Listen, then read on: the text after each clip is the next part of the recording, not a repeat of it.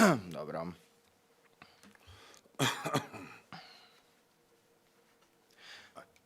Почитувани, добро вечер. Вечерва ќе разговараме за повеќе теми. Тоа се активностите на пратениците во собранието, актуелните случувања со црната листа на Соединетите Американски држави, мерките на владата и корупцијата и криминалот како најголеми проблеми со кои што се соочува државата. На овие теми вечерва на мое огромно задоволство разговарам со Никола Мицевски, член на извршниот комитет на ВМРО-ДПМН и координатор на пратеничката група на ВМРО-ДПМН во собранието. Пратеник, добре дојдовте. Добро вечер. Добро вечер, добро ве најдов. Благодарам на поканата. Ви благодарам што сте вечерва со нас тука. Па јас би почнал веднаш со она како е да се биде координатор на пратеничка група. Добро. Често прашање, а меѓутоа одговорите секогаш се различни во зависност од моментумот во кој што се наоѓаме, така можам и да го концепирам одговорот. Јас би одговорил овој пат малку поразлично од она се што представува. Значи, да се биде координатор на пратеничката група е пред се предизвик, потоа огромна одговорност и секако потребна е истрајност за таа работа. Зошто го спомнувам ова вака во три столба? Затоа што предизвикот кој што го имам како координатор на пратеничката група, која што е на власт, е огромен. Ние имаме 58 пратеници како коалиција ВМРО-ДПМН заедно со коалицијата, и тоа е скоро една половина од целиот парламент. Значи се работи за сериозен број на пратеници со кои што треба да се комуницира на дневна основа, со кои што треба да се договараат активности како во собранието, така и надвор, и затоа сметам дека ние како пратеници од пратеничката група на ВМРО-ДПМН, после 7-годишното владење, односно цунами на СДС и на ДУИ, имаме сериозен предизвик за исправување на демократијата и државата општо. По однос на одговорноста, може да кажам дека огромна е одговорноста која што ја имам како координатор пред се од раководството на ВМРО-ДПМН, потоа од колегите пратеници кои што ми ја дадоа довербата да менаџирам со сите активности во собранието, меѓутоа и со граѓаните, затоа што на крајот на денот победата која што ВМРО-ДПМН и коалицијата ја направија на овие избори е огромна одговорност пред граѓаните, а секако и пред самите нас, затоа што навистина се наоѓаме во состојба во која што на државата и треба сериозен ремонт, затоа што политиките кои што ги водеше претходната власт ја доведоа државата на ниво на кое што ја доведоа, и сите сме свесни каде е, и истрајност во овие работи, затоа што 7 години бевме опозиција, имавме одредени барања, и истрајноста е пред се предизвик за сите нас, затоа што мораме да ги реализираме оние ветувања и надежта која што граѓаните ја бараат од нас. Имавме сериозно добра програма, во која што ветивме одредени работи, сега треба да бидеме до крај истрајни на сите оние странични удари кои што се случуваат на ВМРО-ДПМН и коалицијата и секако на власта од силите кои што не сакаат успех на државата и на ВМРО-ДПМН заедно со коалицијата, и затоа истрајноста е клучен предизвик кој што стои пред нас во наредниот период и оно што треба да го реализираме. Пред да одиме на коментирање на активностите и одредени политички партии, би сакал да ни кажете дали можете да издвоите некоја разлика на пратеник во опозиција и пратеник во позиција? Ја во суштина не би сакал да двојам одговорности и активности и обврски на пратеник на власт и пратеник во опозиција. Би можел да ги поделам на пратеници кои што сакаат да работат и пратеници кои што се невидливи, односно ова го користат како некоја лична привилегија, затоа што и во ситуација на опозиција 7 години мојата заложба, а тоа го коментирам и го посочувам на поновите пратеници, е да бидат активни и гласно видливи за граѓаните во желбите и намерите за реализација на проектите, програмите и мерките кои што ги имаме ветено прво како коалиција, второ како политички субјект и трето како индивидуи, посебно во општините од каде што доаѓаме. Имено можам да кажам дека јас како пратеник во опозиција имам обезбедено некаде околу 3 милиона евра директни финансиски средства за проекти во градот Штип, што го сметам за сериозен успех, не само за опозиционен пратеник, туку и голема финансиска добив, финансиска, да речам, поддршка на општината од која што дојде, дури и за пратеник од власта. Имено успеавме да добиеме 2 милиона евра средства директно од буџетот за реконструкција и изградба на спортска сала, култното спортско игралиште во Штип Джексон ќе прерасне во затворен спортски објект, каде што планираме во нареден период да се одржуваат сериозни надпревари во покрај републички, да речам, државни и меѓународни. И за тој проект добивме околу 2 милиона евра и дополнително некаде околу 800-900 илјади евра се добиени за централното градско подрачје, односно за сето она што значат огради на река Отиња, проширување на сообраќајници, конзоли на река Отиња.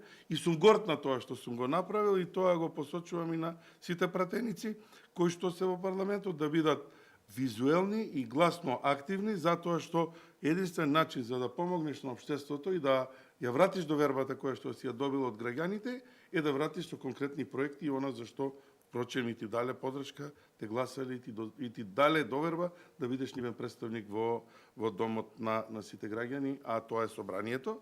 За разлика од нив има пратеници кои што не се видливи, кои што ќе го завршат мандатот, а не знаат и зошто биле присутни таму, дополнително и оние кои што им дале поддршка, никош не слушнале како биле таму. Каков ќе бидете во животот, не само во мандатниот период за кој што ви добиле доверба, е ваш избор.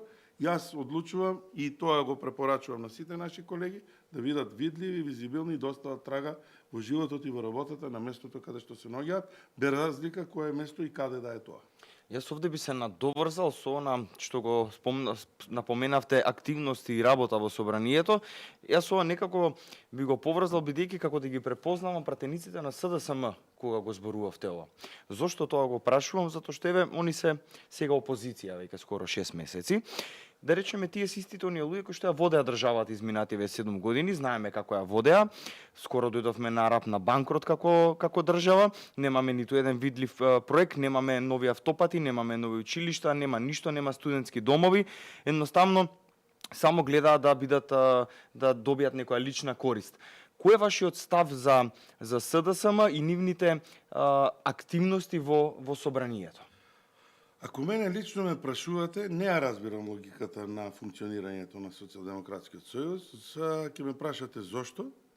Затоа што свесни за она што не го изработија овие 7 години, и нивната, да речам, револтот кој што се створи кај граѓаните од нивната пасивност, криминал и корупција со која што беа оптеретени и кои што беа видливи во текот на нивното функционирање, односно нефункционирање, истите тие ликови се најдоа на пратеничките листи на Социјалдемократскиот сојуз и ако мене ме прашате од денешен аспект, резултатот кој што го освои е и релативно добар за нив, затоа што народот гласно им праќаше пораки дека оваа власт не функционира, дека не испорачуваат резултати, дека паѓаме на секое ниво образованието, економијата, транспортот, инфраструктурата, здравството, културата, почнаа да тонат и упорно истите лица, оние министри кои што беа во извршната власт, ги ставија на листите за пратеници. Меѓутоа, тоа е нивен избор, тие знаат зашто го направија тоа и затоа нескромно го кажувам тоа дека ова е голем резултат кој што тие го направија. Гледајќи од сегашна призма, после 6 месеци на функционирање во собранието, очигледно волкот влакното не може да го смени, затоа што иако упорно викаат дека ја научиле лекцијата не им е научена. Тоа мораме да го потенцираме и гледаме од потезите, односно она што го прават во собранието. Во ситуација кога беа катастрофално поразени од македонските граѓани, кога пораката им беше испратена, вие да поддржувате и да продолжувате своистите политики е најмалку дегутантно, би рекол, и тоа е добар збор кој што ќе го искористам. Сметам дека поддршката која што ВМРО, ДПМН и коалицијата на власт заедно со коалиционите партнери од албанскиот кампус, барем во првата година од работата треба да добијат максимална поддршка од сите, а овие кои што беа максимално поразени да молчат и да даваат поддршка на проектите, за да пробаме да ја извадиме ситуацијата, затоа што ја би рекол не се наоѓаме на нула, туку бевме и под нулата во периодот кога оваа новата власт ја презеде државата и почна да работи, односно да почнува да ги менува работите на подобро. Пред да го поставам следното прашање, тоа е поврзано со оној партнер на СДСМ во криминалот и корупција, а тоа е ДУИ. Би сакал да го искоментирам и вчерашната анкета што излезе, каде што видовме дека ВМРО ДПМН има една огромна предност на политичката сцена. На што се должи ова? На добрите политики на владата, на активностите во собранието, на реалните мерки што граѓаните ги чувствуваат, или можеби и СДСМ има нешто овдека и ДУИ, да речеме, каде што они не се толку, да речеме, јас би рекол, ајде, немаат критики, меѓутоа немаат критики, немаат зашто да критикуваат. Склоп на околности и потези е целата оваа анкета која што се појави. Прво, на надежта која што граѓаните ја гледаат и се враќа кај граѓаните. Второ, на сериозниот пристап во реформските проекти кои што секое министерство буквално поединечно го реализира и го планира и го вади пред граѓаните. И трето, на новите кадри, честните кадри кои што се зафатија во коштец со проблемите на кои што наидаа, со желба за да ги реализираат. Анкетите не се некој баук, тоа се математички прецизни бројки кои што произлегуваат од очекувањата на граѓаните. Кога ќе ги видите анкетите, јасно ви е што се случувало во минатото, зошто на изборите ВМРО ДПМН е доби толкова поддршка и што е она што граѓаните очекуваат од ВМРО ДПМН. Имено сите анкети покажуваат дека на прво место е подобрувањето на економскиот живот, односно стандардот на граѓаните. Тоа е она што најмногу ги боли граѓаните, затоа што на крајот на денот секој од нас сака да однесе едно парче леп дома на фамилијата, затоа е и на крајот и филозофијата и борбата во животот. И второ, справувањето со корупцијата и криминалот, кои што тежат, буквално тежат на плеките на оваа држава, а тоа може да се постигне заедно со владењето на правото. За да се постигне ова, ќе биде исклучително тешко, затоа што ДУИ веќе 22 години, а Социјалдемократскиот сојуз во повеќе турнуси и во повеќе наврати се заедно на власт со нив, посебно последниве 7 години, кои што мислам дека буквално ја клекнаа македонската држава на колена. Дали да зборуваме за судството, кое што дојде до статистичка грешка, односно до 2% поддршка од граѓаните. Дали да зборуваме за економијата, во која што пари и средства имаше за фирмите и компаниите и бизнисмените блиски до актуелната власт. Дали да зборуваме до минатата власт, се извинувам. Дали да зборуваме за културата, во која што еминентни актери, уметници не можеа да добијат шанса затоа што беа декларирани против минатата власт. Дали да зборуваме за образованието, каде што не успеа во 7-годишен период ниту учебници да испечатат, и затоа резултатите кои што ги гледаме денес се такви како што се. Анкетите одат во прилог на ВМРО ДПМН и коалицијата и актуелната, да речам, владина коалиција, меѓутоа анкетите се една одговорност која што стои на главите на секој еден избран функционер, затоа што граѓаните дадоа доверба за честна работа и пристап кон активностите и намалување, односно искоренување на злоупотребата на државните институции и позициите кои што истите ги има. Спомнавте и за криминалот и корупцијата како еден од најголемите проблеми кои што се сочуваат граѓаните. Јас тоа би го поврзал со ДУИ. Како да дојдеме до намалување на корупцијата и криминалот и што со ДУИ понатаму? Прво, системско решавање на судството и обвинителството, затоа што клучот на сите проблеми е таму и не решавањето на проблемите, односно на натоложените проблеми, односно извлекување со неказливост на голем дел на функционери за кои што во мал број од нив беше покрената одредена иницијатива во судството, а преку обвинителството и нивното извлекување без неказливост донесе до резултатите до кои што се наоѓаме. Второ, немиот посматрач на сите овие активности, главен протажер за добивање на власта Социјалдемократскиот сојуз, како партнер во криминалот заедно со ДУИ, не доведоа до оваа ситуација. Имено она што ВМРО ДПМН го зборуваше изминативе 7 години и за кое што гласно укажувавме дека се прави, минатиот период преку црните листи на Стейт Департментот на Соединетите Американски држави, а и преку изјави на голем број на меѓународни представници, дојде до финалната фаза, односно реализацијата, односно ставањето на така наречениот прв вице-премиер, односно првиот оперативец на ДУИ Артан Груби на црната листа. Меѓутоа, јас би кажал дека ова не е крајната состојба, затоа што истиот тој оперативец има добивано насоки, односно движење, страната на која би требало да се движи, од првиот, односно тој кој што секогаш велеше дека ниту една одлука нема да ја донесе без неговиот председател. Секако, не се само тие, да не го заборавиме фудбалскиот тим на ДУИ, кој што ја клекна државата, а истите тие баскетџии, кои што ги гледавме на дневна основа, место да се занимаваат со проблемите на граѓаните, излегуваа со различни снимки со кои што ги потценуваа не само македонските, туку и албанските граѓани. Да сега, во ситуација кога директно е покажано со прстот дека криминалот и корупцијата потекнуваат од нивните редови и тие треба да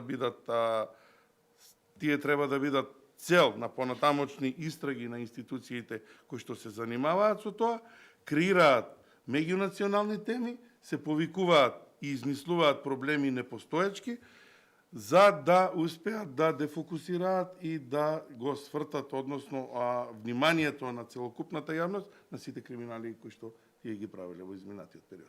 Дали, бидејќи начнавте претходно и темата за актуелните политики на владата што ги има, дали со мерките, политиките и проектите кои што ги води премиерот Христијан Мицкоски и владата, би дошле до еден подобар животен стандард и пристоен живот за граѓаните на Македонија, знаејќи дека изминативе 7 години навистина се работеше на уништување на сето она што е и македонско, граѓанско, да не заборавиме и оние слики во авионот кога дојдоа со датумот, промената на името и слично. Дали сега имаме нешто ново што го гледаме? Апсолутно. Значи, она што во изминативе 6 месеци македонските граѓани може да го видат, е дека светло на крајот на тунелот има, затоа што ние сериозно и пред овие избори и во претходните програми влеговме со изготвување на сериозна програма во сите сектори со реални показатели и инпути и со можност за нивна реализација. Значи, не се оние фиктивни ветувања кои што Заев и претходните раководства на СДСМ ги даваа за живот, па тоа ти е една општа флоскула и ајде сега се ќе залепиме таму, а реализација нема да има ништо. ВМРО ДПМН е познато дека при давањето на одредени ветувања, секојаш сериозно се влегува во изготвување на програмата и проектите со кои што влегува, за да има реална остварливост, односно операбилност на целата таа работа, и тоа е видливо. Едно од првите ветувања кои што ги дадовме, иако затекнавме катастрофален буџет во државата и полош од она што ни беше укажувано, е ветувањето за пензионерите, за зголемувањето на пензиите на 2 пати. Значи, првиот потек се направи, 2500 денари дојде до секое домакинство, односно до секој еден пензионер месечно. Второто се очекува сега на почетокот на оваа година, и она што е многу побитно е заемот кој што Македонија како држава го зема, со услови кои што не се видени во бизнис и во банкарскиот сектор, а тоа е камата од 1,98, 3 години грејс период и 12 години рок на отплата во зависност од големината на средствата финансиски кои што се повлекуваат. И она што е многу битно, за разлика од владата на СДСМ, која што со закон обезбеди пари и ги даде на општините за раздолжување на стари долгови, мислам дека беа околу 50 милиони евра, кои што нити граѓаните во општините кои што ги добија парите ги видоа, нити пак некој имаше бенефит, значи се раздолжуваат долгови направени од нивните претходни раководства. Сега имаме активни 100 милиони евра поделени на сите општини, без разлика кој е градоначалник, каква е неговата националност или партиска припадност, сите оние кои што излегува со проекти, добија средства, оние средства за оние проекти за кои што ги побара, добиваат средства за реализација на големи, крупни, капитални проекти, од кои што бенефит ќе имаат буквално сите граѓани и сите општини во државата. Ете, тука е разликата, тука може да се види пристапот на целата, и филозофијата на новата влада, впрочем затоа што ако имаме еднакво развиени региони и еднакво развиени општини и направиме подобри услови за граѓаните, прво за да останат, а потоа за да можат да продолжат и да се развиваат и да живеат, да творат, да функционираат и да ствараат семејства во државата, тоа е единствениот начин за спас на државата. Одселувањето на граѓаните е масовно, надежта која што беше изгубена во изминатиот период пополека се враќа, ајде сите заедно да направиме услови да биде ова пристојно место за живење, па зошто и да не голем дел од тие паметни интелектуални умови кои што ни заминаа и продуктивни умови кои што ни заминаа во државите широм светот, не ги вратиме и Македонија да биде пристојно место за живење. Тоа ќе го направиме ако и намалиме криминалот и корупцијата, ако ја зголемиме економијата и ако граѓаните на крајот на денот видат надеж дека некој се бори за интересите и она што представуваат нивна крајна цела, тоа е подостоинствен живот. За да се направи тоа, треба буквално да чепнеме во секој сегмент во државата. Како што реков, образованието е катастрофално, меѓутоа еве сега имаме министерство кое што работи, кое што нови проекти, кое што прави законски измени за подобрување на целата таа состојба.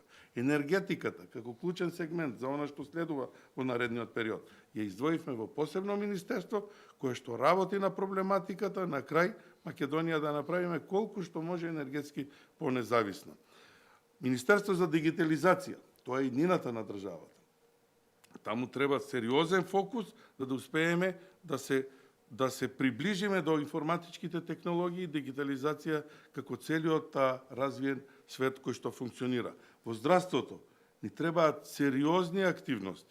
Не може клиничка болница во која што јас во 2015-16 година како пратеник сме ставал камен темелник да не биде поместена од место. Зошто? Затоа што некој сакал да прави бизниси и да ќари од здравјето на граѓаните. ВМРО ДПМН и оваа влада се зафатија со костецот на борбите, прво да ги одгледат тие лавиринтите финансиски во кои што беше најдено и ветивме дека клиничка болница во Штип ќе биде испорачана во интерес на 300.000 граѓани од југоисточна Македонија кои што очекуваат да се створат подобри услови за граѓаните. Не само таму, туку и она кое што беше цел на ВМРО ДПМН во проектите кои што ги ветуваше, а тоа е децентрализација на здравството, односно граѓаните да се лечат во регионите кои што доаѓаат. Не може цела Македонија да ја донесеме тука. Во транспортот, железниците, ние се доведовме да немаме ниту еден воз во државата кој што функционира. За автопатот Кичево-Охрид да не спомнувам, веќе тоа може книги да се пишуваат колку години тоа се пролонгира, се зафативме и со таа работа за да ги решаваме проектите со кои што на дневна основа се соочуваме. Градско Прилеп Битола, сето тоа се проекти кои што граѓаните ги очекуваат, а тоа е наша обврска да го реализираме во наредниот период. И многу други сегменти, делот од спортот. Замислете вие минатата година ваучерите кои што се законски предвидени да се даваат на спортските клубови, не беа планирани финансиски средства за ниту еден клуб во државата, спортски клуб и федерација, се до моментот додека ВМРО ДПМН не ја презеде власта и некаде над 80 милиони евра беа алоцирани за да може спортските клубови да се ги повратат средствата. Некој размислувал само да дојде до денот на избори. Зошто? Да добие гола власт, да се качи на возот повторно и потоа по нивниот принцип, како и до сега, да ги лула граѓаните на шини без воз и без локомотива. Доста убаво го кажавте овој последен дел и видовме дека и сведоци сме дека владата има решение за многу проблеми. Спомнавте спорт. Јас би сега малку да се отргнеме од политиката, зајавев да речеме вака вашиот приватен живот, љубов кон одбојката. Од каде доаѓа тоа? Од дете, од пето оделение, член на училишната одбојкарска екипа. Имав за среќа еден влюбеник во одбојката, наставник по физичко образование, кој што не регрутираше и од тогаш почнав со активни тренинзи, прво во тие младинските екипи на одбојкарскиот клуб Младост во Штип, потоа стигнав и до сениорската екипа. Многу млад, на 18 години имав сериозна повреда, не сакајќи да излезам, спортска повреда од одбојката, не сакајќи да излезам од одбојката, затоа што ја доживеав емоцијата со самиот спорт. Па положив за одбојкарски судија, судев во националните лиги во пониска категорија во државата. 2001 година станав меѓународен одбојкарски судија, се до оваа година, се извинувам, до 2024 бев национален судија, тоа е 31 година национален судија и 23 години меѓународен одбојкарски судија. Имам учествувано на сериозно високи надпреварувања како во европските клубски надпреварувања, така и во националните репрезентативни надпреварувања. Имам судено на 2 европски првенства, 1 светско првенство, 3 финалиња на европски купови во одбојка во различни конкуренции. Бев 7 години дел од Лигата на шампионите во одбојка, значи активен учесник на тие надпревари кои што се одигруваа во Лигата на шампионите. Јас одбојката мислам дека и спортот во целост ми помогна да политиката ја доживеам на тој начин, односно да имаш желба за победа, да бидеш коректен кон противникот и секогаш да се бориш за правата и правдата која што би сакал да ја добиеш и како играч на теренот, меѓутоа и како политичар тука. Успеав да искомбинирам дел од тие, да речам, спортски витешки вестини, да ги пренесам тука. Се надевам дека колегите и оние кои што имаат можност да соработуваат со мене, знаат дека сум поборник на правдата, дека многу често знам и да го повишам тонот кога гледам неправда и кога некој сака да ја изигра процедурата и дека секогаш ќе се борам за целите кои што ги имам поставено и пред мене како поединец, и како спортист заедно со спортскиот колектив, и како политичар заедно со политичката структура на која што припаѓам. Координатор, јас многу ви благодарам за вашето вечерашно гостување. Навистина доста теми отворивме, дадовме и решенија кои што ги има новата влада за голем дел од проблемите со кои што се соочува државата, малку и од вашиот приватен живот начнавме, искоментиравме и она анкета која што вчера помина на социјалните мрежи, а тоа е дека ВМРО ДПМН и Христијан Мицковски имате на вистина високо водство во споредба на втората партија која што доаѓа на таа листа. Пред да одјавам ја емисијата, би ви дал 30 секунди да се обратите на граѓаните, еден поздравен говор, па јас ќе си ја затворам емисијата. Добро, благодарам. Мислам дека направивме интересна и динамична емисија. Ви благодарам за поканата. Се извинувам што досега не можев да учествувам поради обврските кои што ги имав.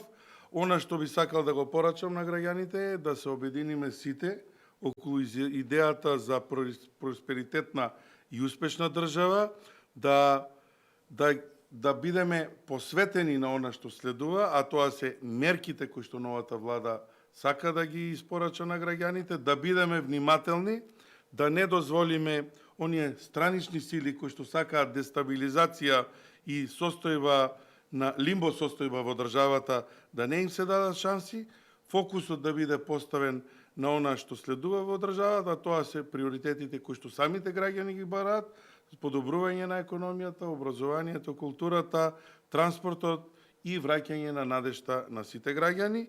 Ние сме добиле доверба од вас, свесни сме за одговорноста која што ја имаме. Се надевам дека следниот пат, кога лично ќе се видиме со секој еден од вас, со кој што сме стиснале рака или сме разговарале за проблемите со кои се соочувате, ќе бидеме во можност со крената глава да кажеме да, успеавме дел од тие проблеми да ги решиме и сме тука за да ги решаваме и следните проблеми, односно предизвици со кои што ќе се соочуваме.